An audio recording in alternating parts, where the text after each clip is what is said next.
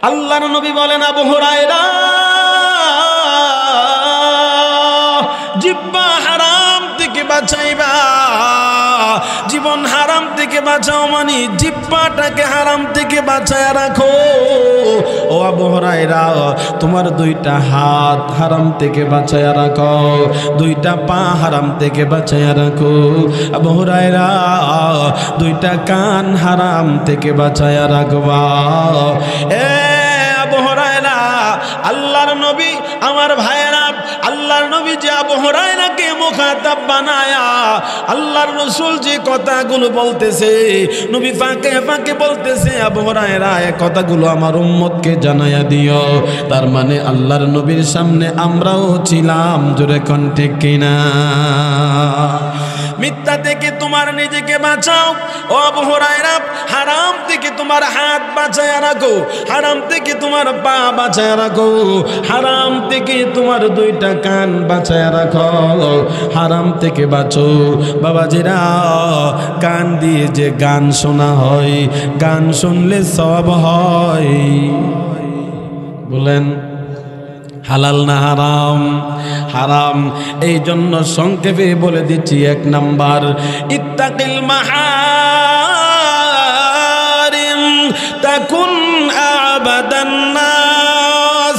ও আবু হুরায়রা, তোমার জীবনটা যদি তুমি হারাম থেকে বাঁচায়া রাখতে পারো, আল্লাহর হাবিব বলেন তুমি দুনিয়ার শ্রেষ্ঠ আবেদ হয়ে যাইবা, আল্লাহর সবচেয়ে বড় ওলি হইয়া দুনিয়া থেকে যাইতে পারবা, আল্লাহর মহব্বতের গোলাম হইয়া দুনিয়া থেকে যাইতে পারবা। আমার মুসলমান বাবাজিরা, একটা সবক শুধু জীবনের ভিতরে ফিট করো, বলো আজ থেকে দুনিয়ার ভিতরে কোনো হারাম কাজ করব না, হারাম দেখব না, হারাম ধরব না, হারাম শুনব না। আপনার জীবনটা এত সুন্দর হবে, এত সুন্দর একটা জীবন হবে, এত সুখময় জিন্দেগি হবে। আল্লাহর রাসূল বলেন, আবু হুরায়রা, হারাম থেকে তোমার নিজেকে বাঁচাও। কারণ জানেননি, আমার জীবনের কোনো একটা অংশ যদি হারাম ঢুকে যায়, আমার জিন্দেগির আমল আমার আল্লাহর কাছে যায় না। আল্লাহ রাব্বুল আলামিন কোরআনুল কারীমের ভিতরে সমস্ত নবী রাসূলদেরকে ডাক দিয়া বলেন, ইয়া আইয়ুহার রাসূল কুলু মিনাত তাইয়্যিবাত। ও নবীরা, রাসূলেরা, আমি আল্লাহ তোমাদেরকে নবী বানাইছি, রাসূল বানাইছি। তার মানে এই কথা মনে করবা না তোমরা যা মনে চাই তা খাইতে পারবা না। নাও, নবী রাসূলদেরকে আল্লাহ 1 নম্বরে অর্ডার দিলেন, কুলু মিনাত তাইয়্যিবাত ওয়া আমালু সালিহা। ও নবী রাসূলেরা, 1 নম্বরে তোমাদের আহার, তোমাদের রিজিককে হালাল বানাও। 2 নম্বরে তোমরা আমলের ভিতরে ঢুকাও। নবীর নির্দেশটা উম্মতের বেলাও সমান। ও বাবাজিরা, আগে নিজের জীবনটাকে হালাল বানাও, এরপরে নেক আমল করো।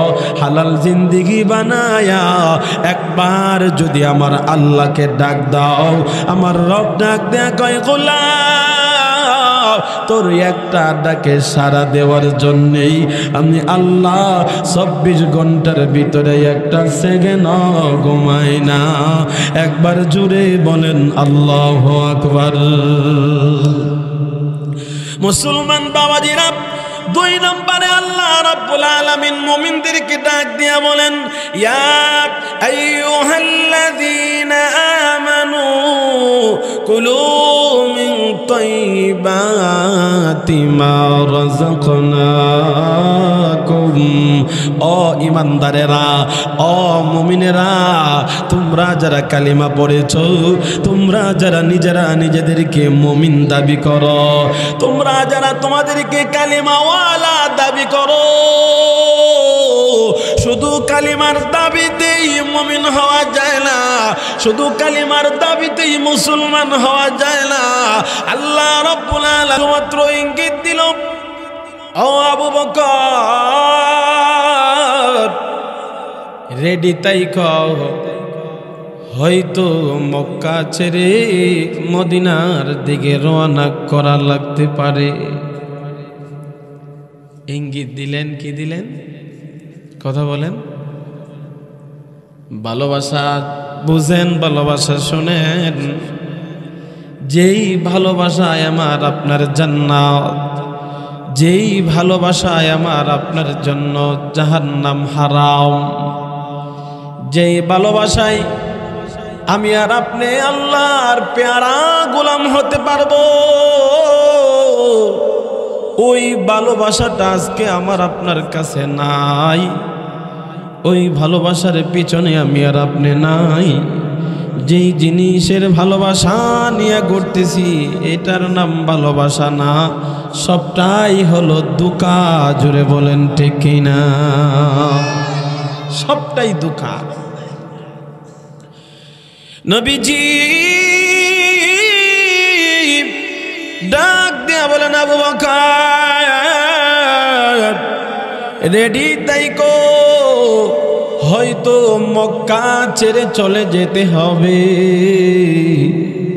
আমার নবী যেদিন বলে দিলেন, ওই দিন থেকে আবু বকর ঘরের ভিতরে যায়। রাত্রি হয়ে যায়, বিবি ডাইকা বলে, আসেন না, কেন বিছানায় আসেন না? আবু বকর সিদ্দিক দরজা লাগায়া দরজার ভিতরে হেলান দিয়া ঘুমায়। কি দিয়া ঘুমায়? হেলান দিয়া ঘুমাই। বিবি ডাক দিয়া কয়, আরাম করবেন না, আসবেন না? আবু বকর ডাক দিয়া বলে, তুমি জানো না আমার নবী আমাকে ইঙ্গিত দিয়েছে, বলেছে হয়তো আমার নবী রাত্রেবেলায় রওনা করবে মদিনার পথে। আমার নবী যদি আমাকে রাত্রেবেলায় ডাক দেয় আবু বকর, আর আমি যদি নবীর এক নাম্বার ডাকে সাড়া দিতে না পারি, তাহলে আমি আবু বকরের হক আদায় হবে না। না জানি আমার নবী কষ্ট পায়, আমার রসুল যদি কষ্ট পাই গো, আমি আবু বকর সহ্য করতে পারবো না। এই জন্য আজ রজনী থেকে আবু বকর ঘুমায় না রে। আবু বকর দরজায় দাঁড়ায়া দাঁড়ায়া দাঁড়ায়া দাঁড়ায়া চোখ লাগায়া, ও বাবা, দরজায় হেলান দিয়া ঘুমাই, দরজায় হেলান দিয়া ঘুমাই। একদিন দুই দিন না, বহুদিন পার হয়ে যাওয়ার পরে একদিন রাত্রে বেলায় আল্লাহর নবী এক রজনীতে আবু বকরের দরজার সামনে আইসা ডাক দিলেন, আবু বকর। প্রথম ডাকেই হযরতে আবু বকর দরজা খুলে কয়, লাব্বাইক ইয়া রাসূলুল্লাহ। এর নাম ভালোবাসা বাবা। আমার নবী ডাক দিয়ে কয়, আবু বকর, আস্তে করে মাত্র একটা ডাক দিলাম, প্রথম ডাকি দরজা খুলে লাব্বাইক বলে হাজিরা দিলাম। আবু বকর সাথে সাথে চোখের পানি ছিঁড়ে দিয়া কাঁদে আর বলে, আল্লাহর নবী গো, যেদিন আপনি আমাকে ইঙ্গিত দিয়েছিলেন মদিনার পথে রওনা হতে হবে গো, ওই দিন যে আমি বাড়িতে আসছি, ওই রাত্রি থেকে আজ পর্যন্ত একটা সেকেন্ডের জন্য আমি বিছানায় আমার পিঠ লাগাই নাই, দরজায় দাঁড়ায়া দাঁড়ায়া ঘুমাই। না জেনে গো আমার নবী কোন সময় এসে আমাকে ডাক দেয়, ইয়া রাসূলুল্লাহ, ইয়া হাবিবাল্লাহ, যদি আমি আপনার প্রথম ডাকে সাড়া দিতে না পারি, আমার আল্লাহ যদি বেজার হয়ে যায়, আমার আল্লাহ যদি অসন্তুষ্ট হয়ে যায়, দিনের নবী ডাক দিল, আমি বাবা আবু বকর সাড়া দিতে পারলাম না। ও বাবা, নবীর ডাকটাকে আবু বকর এত মর্যাদা দিয়েছে, আজকে আমাকে আপনাকে মসজিদের মিনারা থেকে সরাসরি আমার আল্লাহ ডাক দেয়। একবার না, দুইবার না, দৈনিক 5 বার। কথা বলেন ঠিক কিনা? হযরত আবু বকরের কাছে আমার নবী এসে ডাক দিবে, রাসূলের প্রথম ডাকে যদি আমি দরজা খুলতে না পারি, না জেনে আমার নবী কষ্ট পায়। ও বাবা, এটা তাদের অন্তরের ভিতরে ছিল। আজকে আমাকে আপনাকে আল্লাহ ডাক দেয়। মসজিদের মিনারার ডাকটা মুয়াজ্জিনের না, বলো তো এটা মুয়াজ্জিনের জবানে আল্লাহর পক্ষ থেকে এলান, হাইয়া আলাস সালাহ, হাইয়া আলাল ফালাহ, হাইয়া আলাস সালাহ। 5 ওয়াক্ত নামাজের ভিতরে আমাকে আপনাকে আমার রব ডাকে, রবের ডাকেও আমার আপনার অন্তর গলে না। আবু বকর দৌড়ায়া বের হয়ে গেল, আল্লাহর নবীজিকে নিয়ে আবার রওনা। নবীজি এবার মদিনার পথে যাবে, আবু বকরকে নিয়ে আল্লাহর নবী উল্টা পথে রওনা। কথা বলেন কোন পথে? উল্টা পথে রওনা। আবু বকর কয়, ইয়া রাসূলুল্লাহ, আমার মনে হয় আপনি রাস্তা ভুলে গেছেন কিনা। আমার নবী বলে, না না, রাস্তা ভুলি নাই, দেখো না অর্ধ রজনী পার হয়ে গেছি। যদি আমি মদিনার রাস্তা দিয়া চলি, কাফের বেঈমানরা এই দিকে আমাকে ধরে ফেলবে, আর যদি আমাকে ধরে ফেলে তারা কিন্তু আমাকে রাখবে না। এই জন্য আমার নবী উল্টা পথে রওনা দিয়েছেন। বলেন তো আমার নবীর কাছে বুদ্ধি মেধা ছিল কিনা? জোরে বলেন, ছিল কিনা? কেমন বুদ্ধি, কেমন মেধা?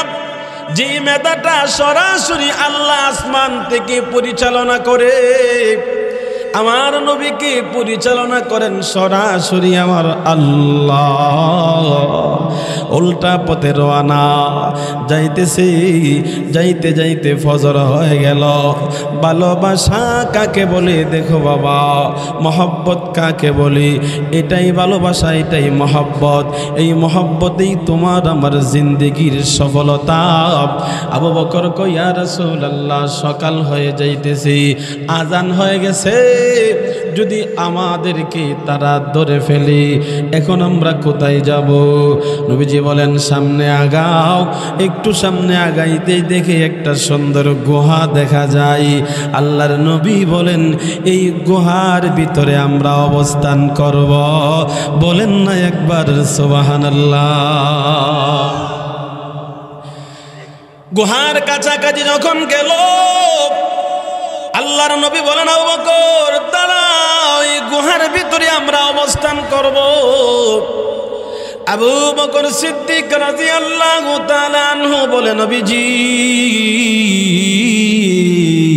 গুহার ভিতরে যদি অবস্থান করতে হয়, দেখা যায় গুহাটা অনেক পুরানো, এটার ভিতরে বিষাক্ত কোনো জিনিস থাকতে পারে। এই জন্য আপনি দাঁড়ান, আমি আবু বকর আগে গুহার ভিতরে ঢুকব। যদি কোনো বিষাক্ত জিনিস থাকে, যদি সাপ থাকে, বিচ্ছু থাকে, আমি আবু বকরকে কাটবে। অগ নবী, যে আমি আগে ঢুকব। আমার নবী আবু বকরের কথা শোনে না, মহব্বতের রাসূলের দৃষ্টান্ত দেখা আল্লাহর নবী তারিখের ভিতরে আসছে। নবীজি চোখের পানি ছেড়ে কেঁদে দিয়ে ডাক দেয়া কয়, আবু বকর, তুমি আগে ঢুকলে তোমাকে কাটবে, আমি ঢুকলে আমাকে কাটবে, তুমি ঢুকলে তোমাকে সাপে কাটবে, তুমি কি ব্যথা পাইবা না? তোমাকে সাপে কাটলে, তোমাকে দংশন করলে তোমার অসুবিধা হবে না। হযরত আবু বকর মহব্বত প্রকাশ করেছে, ডাক দেয়া বলেন, ইয়া রাসূলুল্লাহ, ইয়া হাবিবাল্লাহ, আমি যদি গুহার ভিতরে ঢুকি, বিষাক্ত জিনিস যদি আমি আবু বকরকে দংশন করি, আমাকে শহীদ করে দেয়, কোনো অসুবিধা নাই। আমি আবু বকরের মতো 100 আবু বকর যদি ধ্বংস হয়ে যায়, কোনো অসুবিধা নাই। কিন্তু নবী যদি একা, আল্লাহর রাসূল যদি আহত হয়, দ্বীনের অবস্থা কি হবে, ধর্মের অবস্থা কি হবে?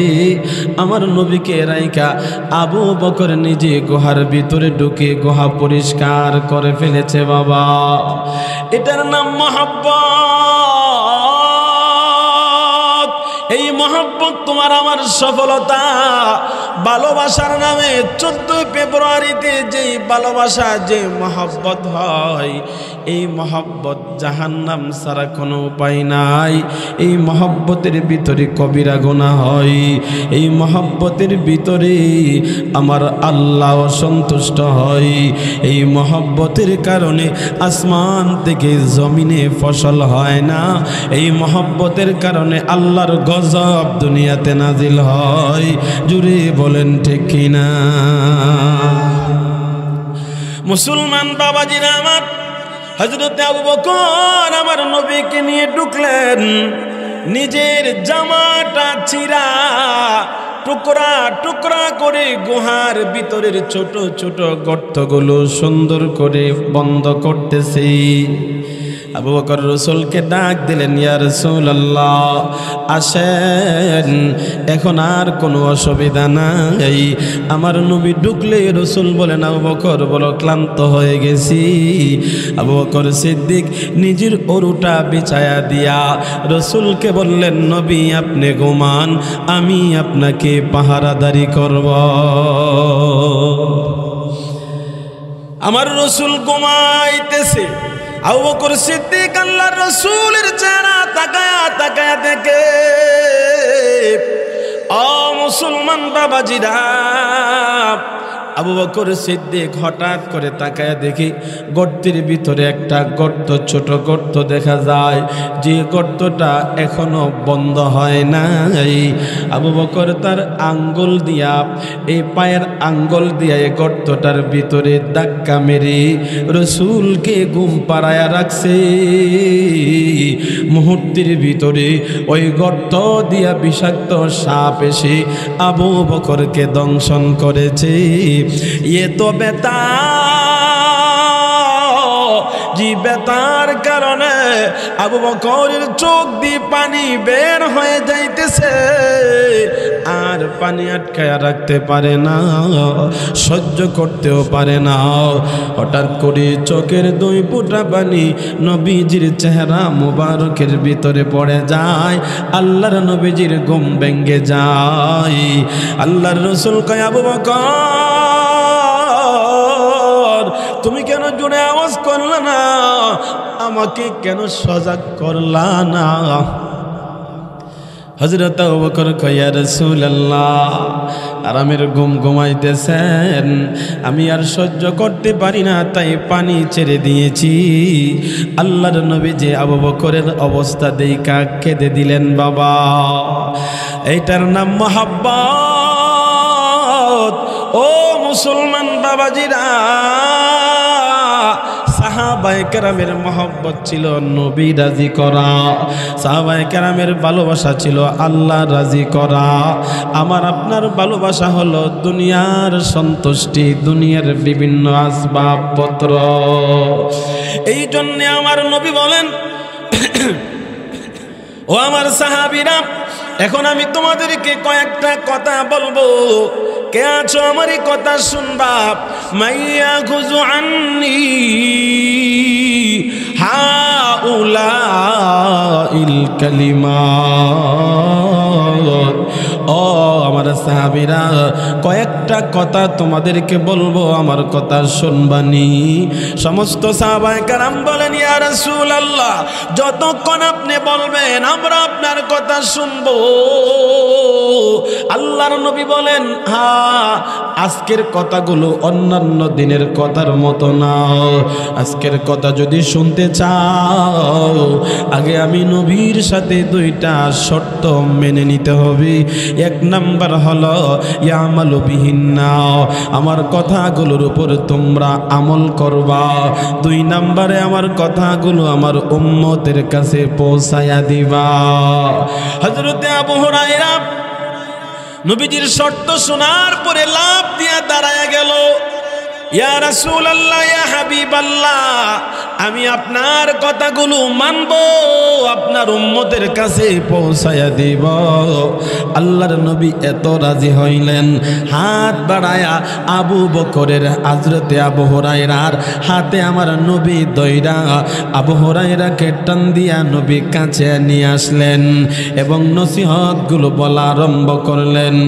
এক নাম্বার, খুব ভালো করে বুঝবেন, আমার নবী বলেন, ও আবু হুরায়রা,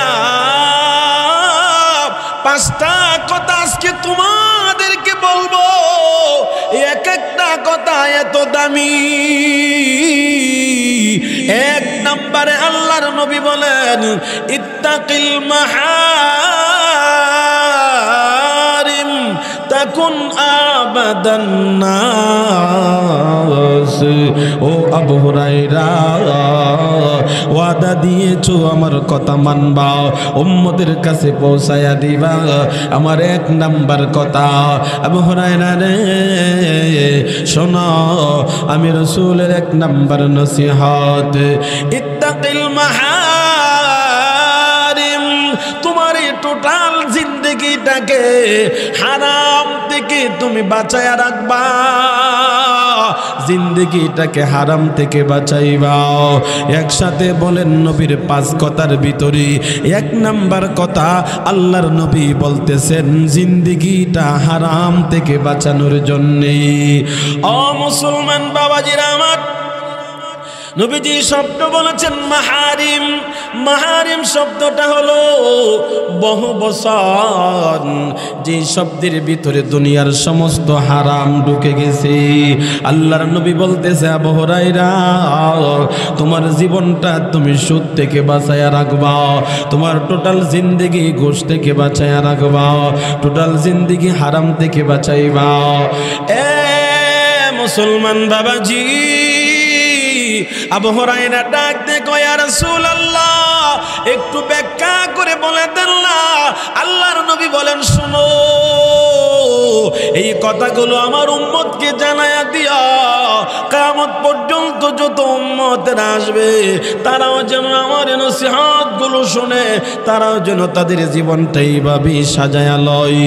ইত্তাকিল মাহারিম। ও আবু হুরায়রা, এক নম্বরে তোমার দুইটা চোখ হারাম থেকে বাঁচাইবা, তার মানে চোখ দিয়ে হারাম করবা না। দুই নম্বরে তোমাকে আল্লাহ একটা অঙ্গ দিয়েছে, যে অঙ্গটা শরীরের ভিতরে প্রকাশ্য দেখা যায় না। ও বাবা, ওই অঙ্গটার নাম হলো জিহ্বা। মুখ যদি কেউ নাড়া দেয় তো জিহ্বার কোনো অংশ দেখা যায়। রাসূল বলেন, আবু হুরায়রা, তোমার এই জিহ্বাটা হারাম থেকে বাঁচায়া রাখো। জিহ্বা দিয়া মিথ্যা সাক্ষ্য দিবা না, জিহ্বা দিয়া মিথ্যা কথা বলবা না। ও বাবা, মিথ্যা কথা বলা জায়েজ না, হারাম।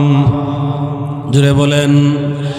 মিথ্যাটা এখন এমন একটা ইন্টারেস্ট হয়ে গেছে, যদি মিথ্যা না বলি যেন আমার পেটের বাতি নড়ে না, এমন একটা অবস্থা হয়ে গেছে। ব্যবসার ভিতরে যান, ব্যবসার ভিতরে মিথ্যা। আপনি যান দুনিয়ার যে কোনো কাজের ভিতরে, প্রতিটা কাজের ভিতরে মিথ্যা সাইলাভ হয়ে গেছে। মিথ্যা ছাড়া কোনো বিকল্প দেখা যায় না। অথচ জানেন না, একটা মিথ্যা কথার মাধ্যমে যে উপার্জন আপনি করলেন, উপার্জন হারাম হয়ে গেল, হারাম। ওই হারাম উপার্জনের কারণে আপনার জিন্দেগির আমল আমার রবের কাছে যায় না। আল্লাহর নবী বলেন, আবু হুরায়রা, জিহ্বা হারাম থেকে বাঁচাইবা, জীবন হারাম থেকে বাঁচাও মানে জিহ্বাটাকে হারাম থেকে বাঁচায় রাখো। ও আবু হুরায়রা, তোমার দুইটা হাত হারাম থেকে বাঁচায় রাখো, দুইটা পা হারাম থেকে বাঁচায় রাখো। আবু হুরায়রা, দুইটা কান হারাম থেকে বাঁচায় রাখবা।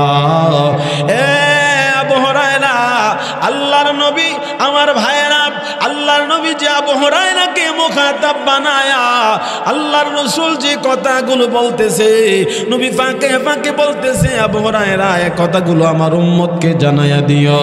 তার মানে আল্লাহর নবীর সামনে আমরাও ছিলাম, জোরে কোন ঠিক কিনা? মিথ্যা থেকে তোমার নিজেকে বাঁচাও ও আবু হুরায়রা, হারাম থেকে তোমার হাত বাঁচায় রাখো, হারাম থেকে তোমার পা বাঁচায় রাখো, হারাম থেকে তোমার দুইটা কান বাঁচায় রাখো, হারাম থেকে বাঁচো। বাবাজিরা, কান দিয়ে যে গান শোনা হয়, গান শুনলে সওয়াব হয়, বলেন হালাল না হারাম? হারাম। এই জন্য সংক্ষেপে বলে দিচ্ছি, 1 নাম্বার, ইত্তাকিল মাহারিম তাকুন আবাদান নাস। ও আবু হুরায়রা, তোমার জীবনটা যদি তুমি হারাম থেকে বাঁচায়া রাখতে পারো, আল্লাহর হাবিব বলেন তুমি দুনিয়ার শ্রেষ্ঠ আবেদ হয়ে যাইবা, আল্লাহর সবচেয়ে বড় ওলি হইয়া দুনিয়া থেকে যাইতে পারবা, আল্লাহর মহব্বতের গোলাম হইয়া দুনিয়া থেকে যাইতে পারবা। আমার মুসলমান বাবাজিরা, একটা সবক শুধু জীবনের ভিতরে ফিট করো, বলো আজ থেকে দুনিয়ার ভিতরে কোনো হারাম কাজ করব না, হারাম দেখব না, হারাম ধরব না, হারাম শুনব না। আপনার জীবনটা এত সুন্দর হবে, এত সুন্দর একটা জীবন হবে, এত সুখময় জিন্দেগি হবে। আল্লাহর রাসূল বলেন, আবু হুরায়রা, হারাম থেকে তোমার নিজেকে বাঁচাও, কারণ জানেননি আমার জীবনের কোনো একটা অংশ যদি হারাম ঢুকে যায়, আমার জিন্দেগির আমল আমার আল্লাহর কাছে যায় না। আল্লাহ রাব্বুল আলামিন কোরআনুল কারীমের ভিতরে সমস্ত নবী রাসূলদেরকে ডাক দিয়া বলেন, ইয়া আইয়ুহার রাসূল কুলু মিনাত তাইয়্যিবাত। ও নবীরা, রাসূলেরা, আমি আল্লাহ তোমাদেরকে নবী বানাইছি, রাসূল বানাইছি। তার মানে এই কথা মনে করবা না তোমরা যা মনে চাই তা খাইতে পারবা না। নাও, নবী রাসূলদেরকে আল্লাহ 1 নম্বরে অর্ডার দিলেন, কুলু মিনাত তাইয়্যিবাত ওয়া আমালু সালিহা। ও নবী রাসূলেরা, 1 নম্বরে তোমাদের আহার, তোমাদের রিজিককে হালাল বানাও। 2 নম্বরে তোমরা আমলের ভিতরে ঢুকাও। নবীর নির্দেশটা উম্মতের বেলাও সমান। ও বাবাজিরা, আগে নিজের জীবনটাকে হালাল বানাও, এরপরে নেক আমল করো। হালাল জিন্দেগি বানায়া একবার যদি আমার আল্লাহকে ডাক দাও, আমার রব ডাক দেয়া কয়, গোলাম, তোর একটা ডাকে সাড়া দেওয়ার জন্যেই আমি আল্লাহ 24 ঘন্টার ভিতরে একটা সেকেন্ড ঘুমাই না। একবার জুড়ে বলেন আল্লাহু আকবার। মুসলমান বাবাজিরা, 2 নম্বরে আল্লাহ রাব্বুল আলামিন মুমিনদেরকে ডাক দিয়া বলেন, ইয়া আইয়ুহাল্লাযীনা আমানু কুলু মিন তাইয়্যিবাতি মা রাযাকনাকুম। ও ঈমানদারেরা, ও মুমিনেরা, তোমরা যারা কালিমা পড়েছো, তোমরা যারা নিজেরা নিজেদেরকে মুমিন দাবি করো, তোমরা যারা তোমাদেরকে কালিমা ওয়ালা দাবি করো,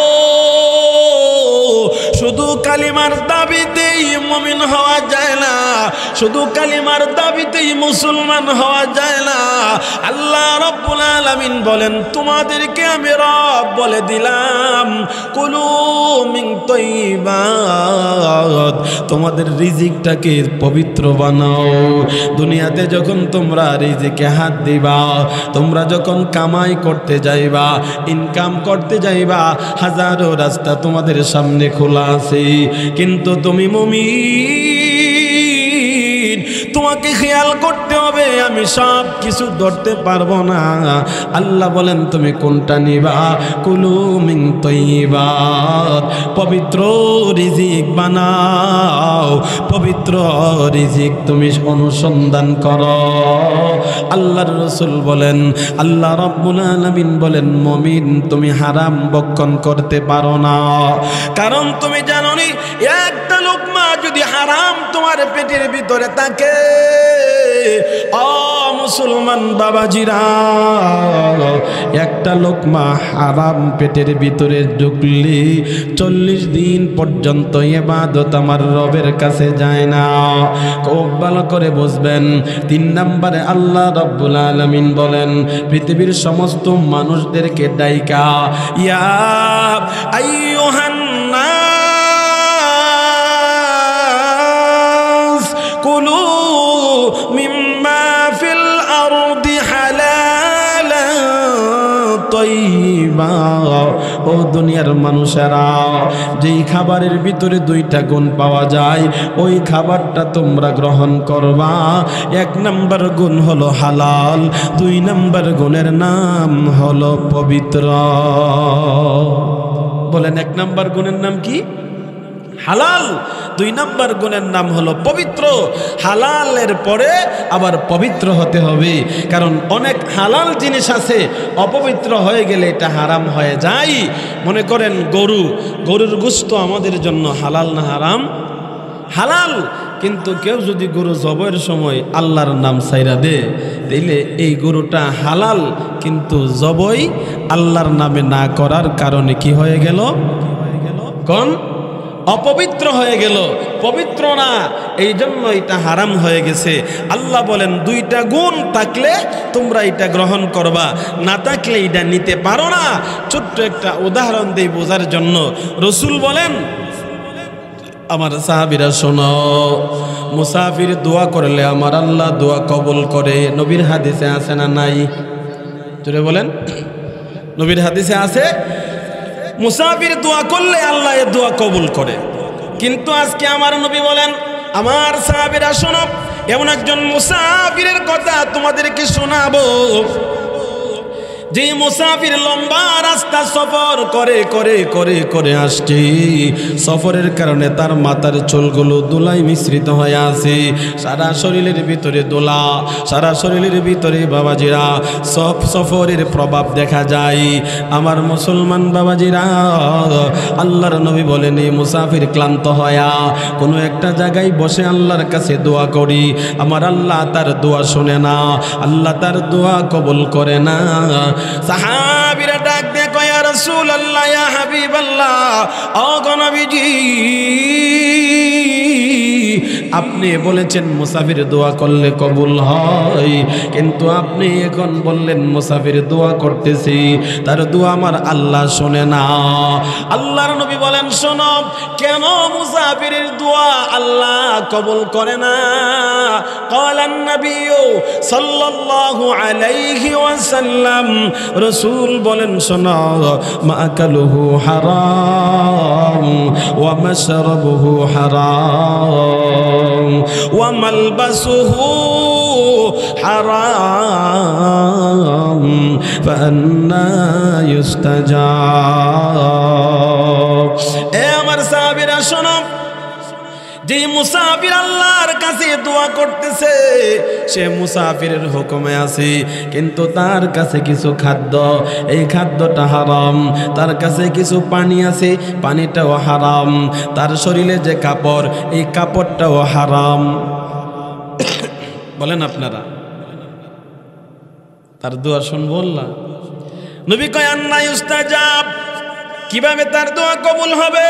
তার খাদ্য হারাম, পানীয় হারাম, পোশাক হারাম। মুসাফির হওয়ার পরেও তার দোয়া আমার আল্লাহর কাছে যায় না। ঠিক বাবাজিরা, দুনিয়া বড় কঠিন, বড় কঠিন। আমি নামাজ পড়ি, রোজা রাখি, হজ করলাম, যাকাতও দেই, দান খায়রাত করলাম, কিন্তু কোনো একটা হারামের সাথে আমার সম্পর্ক আছে। ওই হারামের সাথে আমার সম্পর্ক থাকার কারণে আমার জিন্দেগির ইবাদত আমার আল্লাহর কাছে যাবে না। জুড়ে বলেন ঠিক কিনা? এই হলো আমার নবীর 1 নাম্বার নসিহত। 5টা কথা রাসূল বলেছেন, আরেকটা কথা বলি দোয়া করে দিব। 2 নাম্বারে আল্লাহর নবী বলেন, ওয়ারদা বিমা কাসামাল্লাহু লাকা তাকুন আগানান নাস। ও দুনিয়ার মানুষরা শোনো, তুমি যদি আল্লাহর বন্টনে রাজি হইতে পারো তাহলেই দুনিয়ার শ্রেষ্ঠ ধনী তুমি হয়ে যাইবা। বলেন কার বন্টনে? জোরে কোন? আল্লাহর বন্টনে। আল্লাহ যে আমারে বানাইছে, আল্লাহ আমারে বানায়া আমার নামে কিছু লেখা দিছে না? তকদির আসেনি? জোরে কোন আছে না নাই? আমারে আল্লাহ যে বন্টন দিছে, এই বন্টনে যদি আমি রাজি হয়ে যাই, আমার দিলে হিংসা থাকবে না, আমার দিলের ভিতরে তাকাব্বুরি থাকবে না, আমার অন্তরের ভিতরে কোনো প্রকারের গীবত শেকায়ত থাকবে না। কারণ একজনের 10টা লাল বিল্ডিং করেছে, এটা নিয়ে আমার কোনো আবদার ওজর আপত্তি থাকবে না। কেন? আমার কথা হলো, এটা আমার রব আমারে কুরের ঘর দিয়েছে, কুরের ঘরের উপরে আমি সন্তুষ্ট। আমার রব আমাকে বিবি দিয়েছেন কালো, কালো স্ত্রী পাইয়া আমি রাজি। কেন? এটা আমার আল্লাহর বন্টন। জোরে কোন ঠিক কিনা? কেউ যদি আল্লাহর বন্টনে রাজি হইতে না পারে তাহলেই তার অন্তরের ভিতরে জ্বালা শুরু হয়ে যায়। কি শুরু হয়ে যায় বলেন? হিংসা। আগুন দাউ দাউ করে জ্বলে, আরেকজনের ভালোটা দেখতে পারে না, কারণ তার অন্তরে কি এর আগুন জ্বলে? হিংসার আগুন। কথা কোন? কি এর আগুন? হিংসার আগুন জ্বলে। এর পিছনে কারণ একটাই, সে এটা সহ্য করতে পারে না যে একসাথে চলি, একসাথে খাই, একই ব্যবসা করি, কিন্তু সে এভাবে আগাইল কেমনে, আমি পারি না কেন। এই যে আপনার তার ভিতরের কষ্টটা, এটা হিংসা। এই হিংসার কারণে সে অধপতন হইতেছে, আর হিংসার কারণে নিজের আমলও জ্বালায়া দিতেছে। এটা মনে করে না, এর পেছনে কারণ সে আল্লাহর বন্টনে রাজি হতে পারে নাই। আল্লাহ আমাকে যে বন্টন দিছে, এই বন্টনে আমরা রাজি আছি তো ইনশাআল্লাহ? রাজি আছি তো ইনশাআল্লাহ? আল্লাহ যদি আমার বন্টনে 1 কানি জমি দিছে, এটার উপরে আমি রাজি, কারণ এটার উপরেই এর ভিতরে আমার জন্য কল্যাণ। আরেকজনের 20 কানি দিছে, এর 20 কানি দেইকা আমি কি লিগে কষ্ট পাইতাম বলেন? কি বলেন? আমার কষ্ট পাওয়ার কিছু আছে? একটা হাদিস মনে হইছে, আমার নবীজি মদিনার মিম্বরে ভাষণ দিতেছে। কি দিতেছে? বক্তব্য দিতেছে সাহাবায়ে কেরামদের সামনে। বুঝেন কথাটা? সাহাবায়ে কেরামের সামনে ভাষণ দিচ্ছে রাসূল নিজে। আল্লাহর রাসূল হঠাৎ করে বলেন, আল-আন দাখালা রাজুলুম মিন আসহাবিল জান্নাহ। এ আমার সাহাবীরা শোনো, এই মুহূর্তে তোমরা দেখবা মসজিদের ভিতরে একটা জান্নাতি মানুষ প্রবেশ করবে। কন্যা সুবহানাল্লাহ।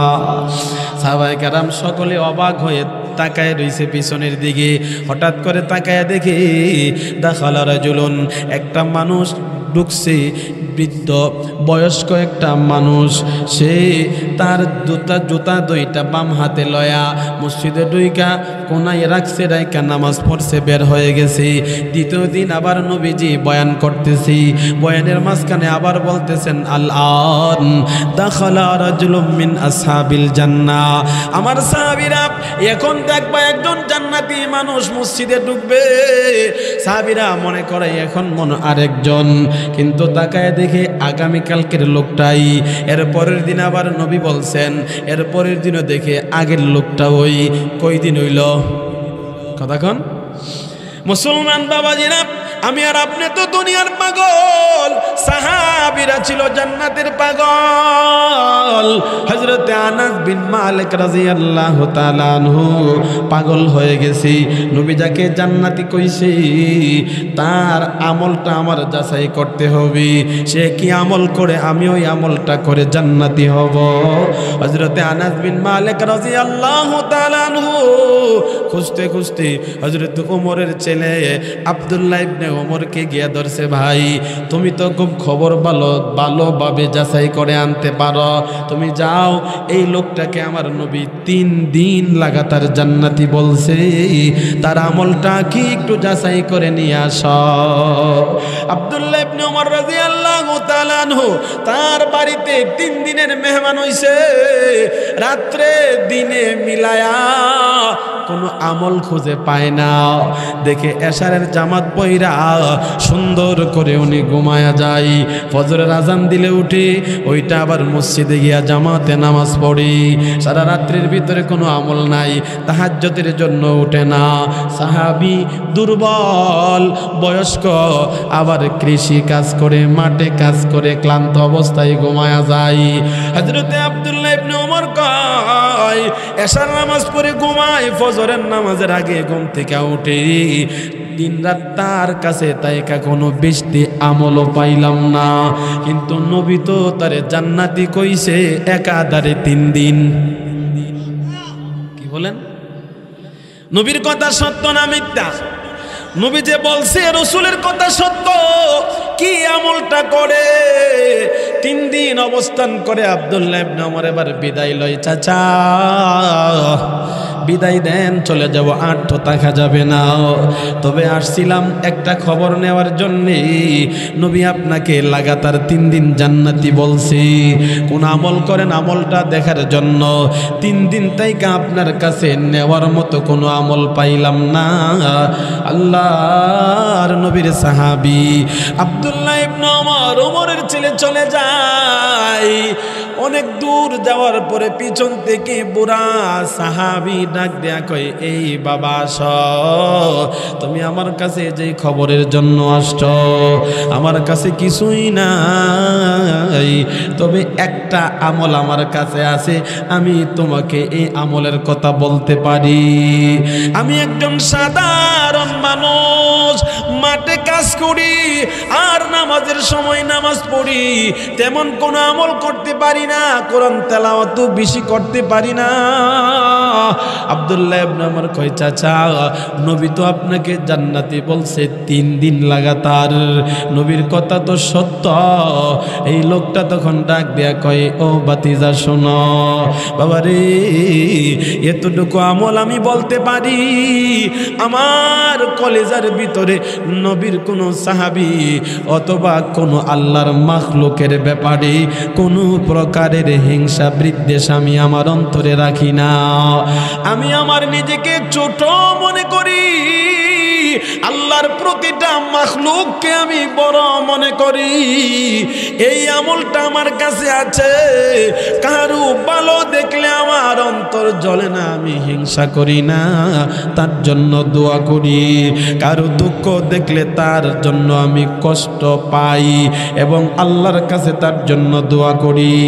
ও বাবা, এই আমলটা আমার কাছে আছে, আমি বলতে পারি। জীবনভর আল্লাহর কোনো মাখলুককে আমি আমার চেয়ে ছোট মনে করি নাই, সকলকে আমার চেয়ে বড় মনে করি, আর আমি আমার নিজেকে ছোট মনে করি। একবার বলেন না সুবহানাল্লাহ। আব্দুল্লাহ ইবনে ওমর রাদিয়াল্লাহু তাআলা চিৎকার দিয়ে বলেন, চাচা পাইছি, এই আমলটাই এটার কারণে আল্লাহর নবী আপনাকে জান্নাতি কইছে। চাচা গো, এটা সাধারণ কোনো আমল না, নিজেকে দুনিয়ার সবচেয়ে ছোট মনে করা এটা অনেক বড় আমল। জুড়ে বলেন সুবহানাল্লাহ। এই জন্য বাবাজিরা, শেষ আমার কথা, আর সামনে যাব না। রসুলের 2টা কথা, 1 নাম্বার আমার পুরাটা জিন্দেগি আমি হারাম থেকে বাঁচায়া রাখবো, 2 নাম্বারে আল্লাহর বন্টনের উপরে আমি রাজি থাকবো। রাজি আছি সবাই ইনশাআল্লাহ? রাজি আছি সবাই ইনশাআল্লাহ? এই যে আজকে প্রোগ্রামটা হইল, আপনাদের মাহফিলটা হইল, এই মাহফিলে আপনারা বসছেন, অনেকগুলো কথা শুনছেন, এতে আপনাদের লাভ হইছে না লস? জোরে বলেন, লাভ না লস? আমরা খুশি না বেজার? যারা বাহির থেকে শুনছেন তারাও দামি, যারা ভিতর থেকে শুনছেন তাদের ফজিলত অনেক বেশি। এগুলো বলার সময় নাই, এখনই দোয়া হবে ইনশাআল্লাহ। আমি আপনাদেরকে নিয়ে দোয়া করব। দোয়ার পূর্ব মুহূর্তে বাবা, আল্লাহর রসুলের একটা হাদিস আছে, দোয়ার আগে যদি কেউ নিজের মা বাবার জন্যে, মৃত মা বাবাদেরকে স্মরণ কইরা, নিজের আত্মীয় স্বজনকে স্মরণ কইরা অল্প কিছু সদকা দান খায়রাত যদি কইরা এটাকে ওসিলা বানায়া দোয়া করে, আল্লাহ তাদের দোয়া কবুল করেন। দোয়া কবুলের জন্য যতগুলো শর্ত,